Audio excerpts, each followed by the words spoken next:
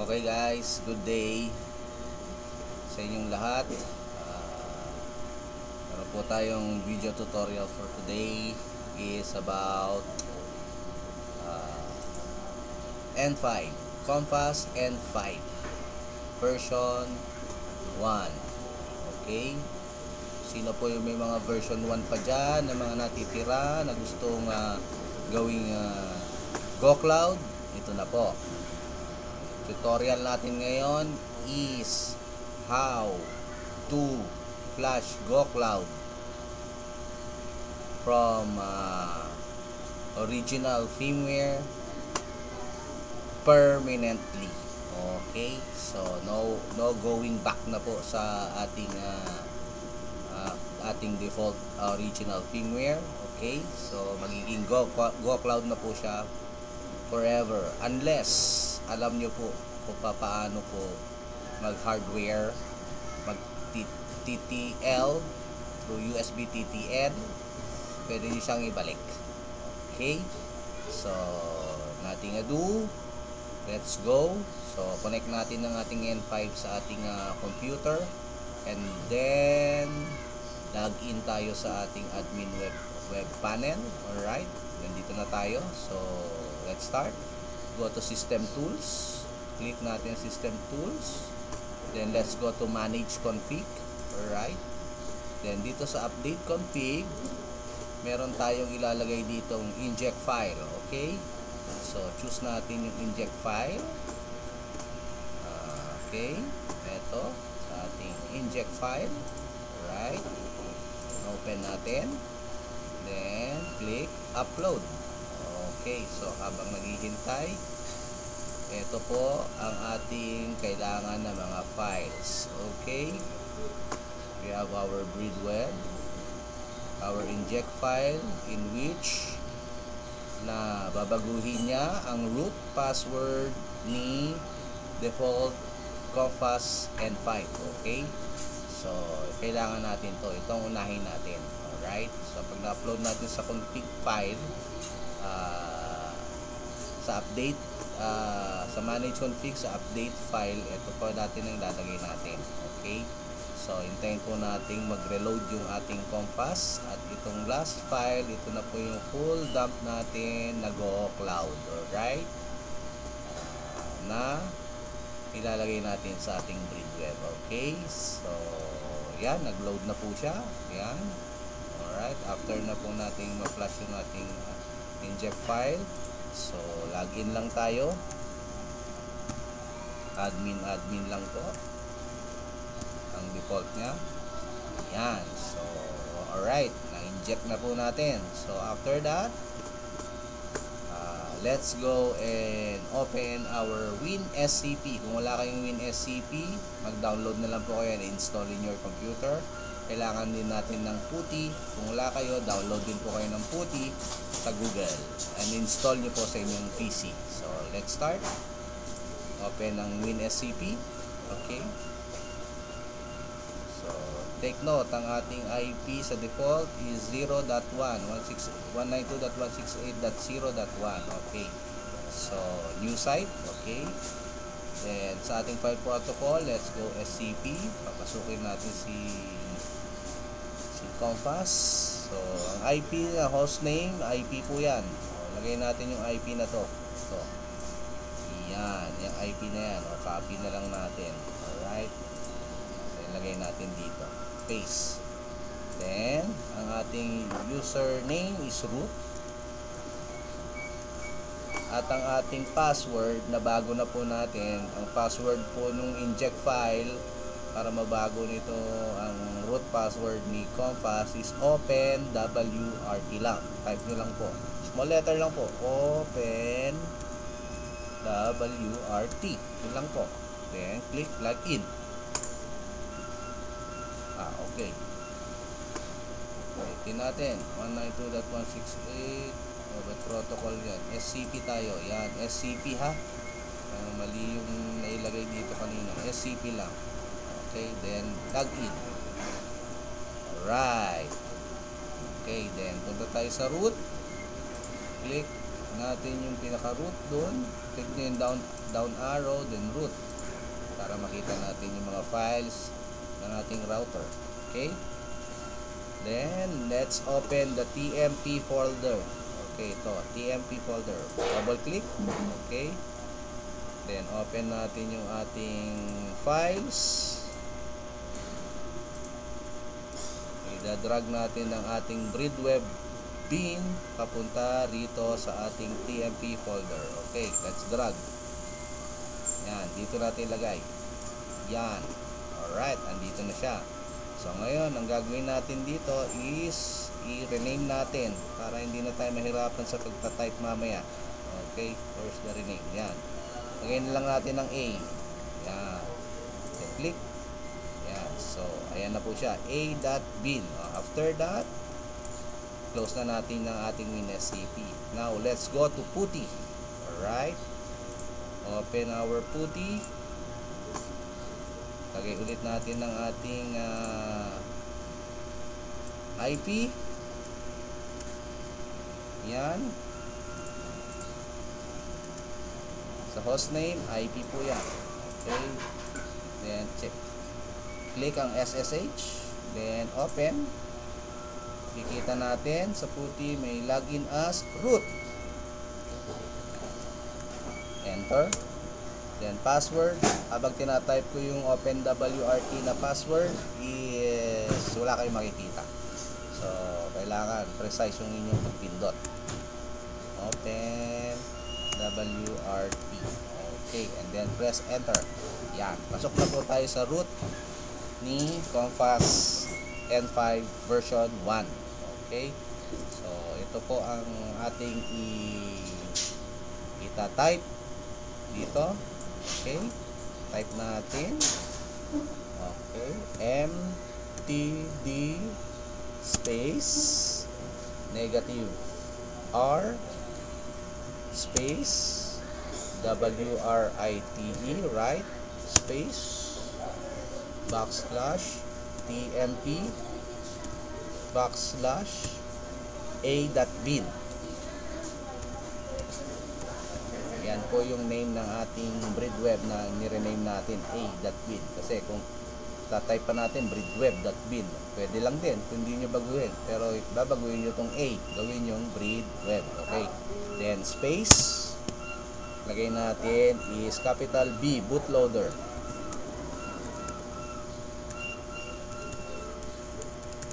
Yan. Okay, so ito po yung command. Okay, so yan. Then, after that, press enter. Yan. So, nangyari ngayon yan, ira-write niya yung ating bootloader na Breadweb sa ating N5 and then magre-rebooting and then ma-disconnect. So, yan. So, pag na-disconnect tayo sa ating PuTTY, okay nyo lang and close. So, let's go back to our browser. Now, wala na po ito. So, ang gagawin po natin, type na natin ang IP na 192.168.1.1. Okay, yan po. Then press enter. Ayan po. So, nasa Breadweb na po tayo.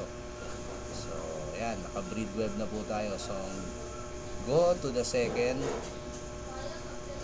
Dito po, go tayo dito. Yan. First, second. Okay. Then, bootloader, makita natin. Ito po yung Chinese character na yan is means firmware. Okay. So, dito tayo. Alright. Check. Then, choose the file. Yan. So, sorry. Full dump pala tayo. So, hindi tayo dito magpa-flash. So, ito yung first, ito yung second. So, let's go. This is the first tab here. The second tab po tayo. Dito po tayo. Yan. Dito po tayo. So, uncheck po natin ang EEPROM, uncheck po natin ang bootloader, at check po natin ang restart. Okay. And then, check natin ito. Then, choose file. Alright. Then, itong full dump po natin ang ating i-choose. Yan. Then, let's go and open it. Yan. And then, after that, okay na. Basta uncheck nyo yung EEPROM, uncheck nyo yung bootloader, check nyo lang po yung una, yung restart. Kasi after natapos yung flashing, magre-restart po siya. And then let's click this one, this small button, this is continue. Yan.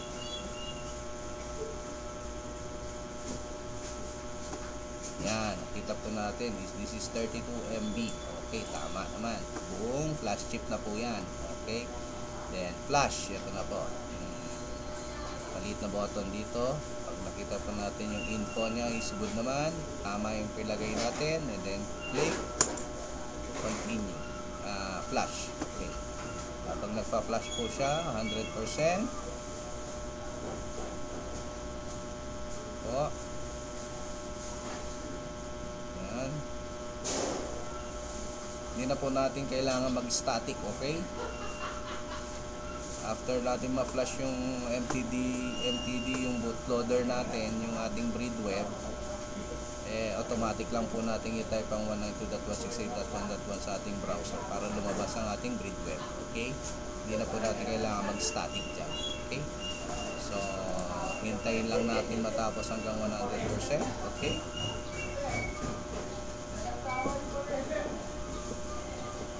Let's wait. Pinasimple ko na lang po yung flash nito. Full na lang siya. Para pag open nyo, automatic read web, automatic go cloud na po. Alright. So, tayin lang po natin. Tayin natin matapos. Matagal-tagal to at 32 MB po siya. Okay. Tayin natin.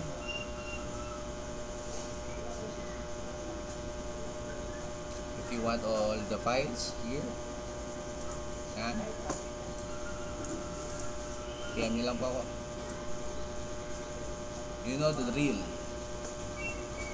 PM for the files. Okay. Yan. At ito naman ang ating video tutorial. Kaya hindi na kayo malilito dyan. Okay. 44. Patay sa kalahati. Okay. Yung mga nakatambak nyo na CF N5 na version 1 dyan. Sayang, mataas pa man din ang kanyang ROM at saka ang RAM. Ang RAM nito is 512. Ang ROM niya is 32 MB. Parang gaya ng new Wi-Fi. Okay. Hintayin lang po natin. Saan ang cut-cut. Diretso na natin. Ayan. Lapit na. Okay. Okay. Natin. Boom. Tapos na. So, hintayin na lang natin po ating Ethernet. Ayan. Ating Ethernet, unidentified network pa lang siya. So, hintayin lang po natin. Makikita nyo po sa inyong N5, biglang may mag-iilaw na second na bright. Second, yung power na light, and then may ilaw pong second light. Makikita po natin yan. So, ayan, nakikita nyo po. Pa-flashing pa po yan internally. Disconnect, connect, disconnect, connect. So, hintayin lang po ating fully connected yung ating Ethernet port sa ating PC. So, yun natin malalaman na goods na. Ayan, kita nyo po. Network 65. Okay. Sabihin, connected na po. So, kaganyan, type na po natin sa ating browser 192. Ang default ni GoCloud 1.1, 192.168.1.1. Okay. So, enter. Boom. Ayan na po siya. Naglo-loading na po ang ating GoCloud. Okay. So, ayan na po. GoCloud na po siya. So, Dito po na flash nyo, ang kanyang password po is admin 123. Login. Done. Ayan na po.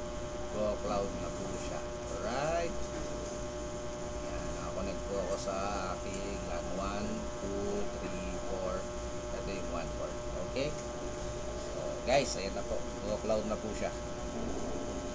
Ayan. Alright. Tignan natin ang internet. Ating compass.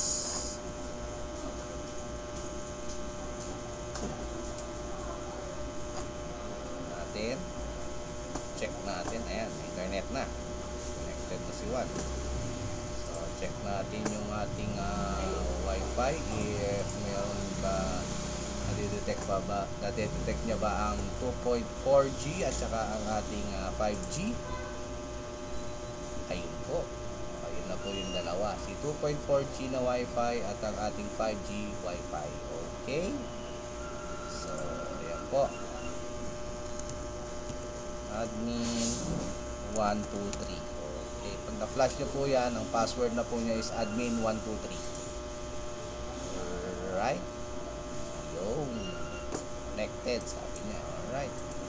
So, sa akin po, wag nyo na pong i-upgrade yung firmware nito sa latest version. Ito na lang po ang gamitin natin. If magpipiso wifi kayo, magbibilan setting and everything. Kasi po, yung upgraded firmware ni GoCloud, ma-upgrade mo po siya, pero medyo complex na po yung dito. Ang nagisnan na po nating GoCloud, ito pong pinaka-latest na po na dati. Okay? So, wag na natin i-upgrade. Okay lang naman. Ayan na, GoCloud na kayo. Eh kung alam nyo naman yung bagong features ni GoCloud, then go. Upgrade nyo po. Okay? Yun lang po. So, ayan na po. Goods na po yan para sa inyong N5 version 1. Okay. Pinost ko na po kung paano. Alright. Pero ang post ko po is permanent na po. Alright. Hindi na po natin mababago itong firmware na to back to its original or back to OpenWRT or back to Padawan or whatever. So, itong tutorial na to is permanent. GoCloud na po siya. Alright. Unless alam nyo pong may babalik niyo po siya sa dati if alam niyo pong mag USB TTL, alright, flashing via USB TTL or ganito mga tawag nito SPI from programmer. Okay, so ayan po. May isa pa po tayo dahil sa bootloader lang po yan. Meron tayong bootloader na isa na pwedeng tawag nito magpabalik para sa inyong original firmware.